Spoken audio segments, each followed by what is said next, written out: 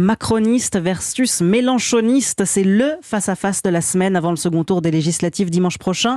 Seulement 21 000 voix d'écart entre les deux coalitions selon les chiffres officiels du ministère de l'Intérieur. Score très serré donc à l'issue du premier tour. Bonjour Jacques Serret. Bonjour.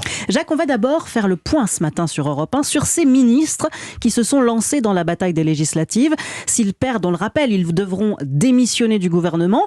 Pour le moment, la plupart d'entre eux est en bonne position. Oui, à commencer par la première ministre. Elisabeth Borne est arrivée en tête dans sa circonscription du Calvados. Elle a de bonnes chances de l'emporter en ballotage favorable avec 34% des voix, 10 points au-dessus de son concurrent de la NUPES. Le ministre de l'Intérieur, Gérald Darmanin, recueille lui près de 40% des voix.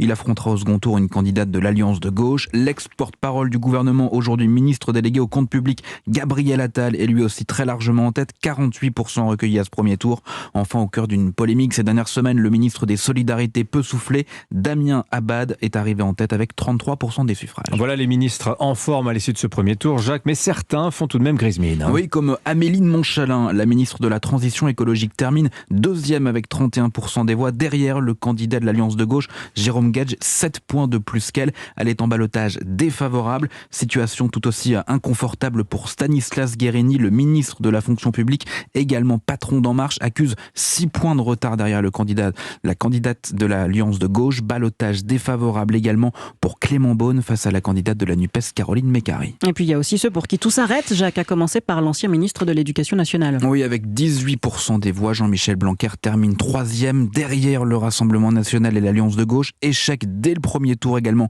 pour l'ex-ministre du Logement, Emmanuel Vargon. Et puis ça s'arrête là pour Éric Zemmour. Le leader de Reconquête termine troisième dans le Var, derrière la députée sortante LREM et le candidat RN.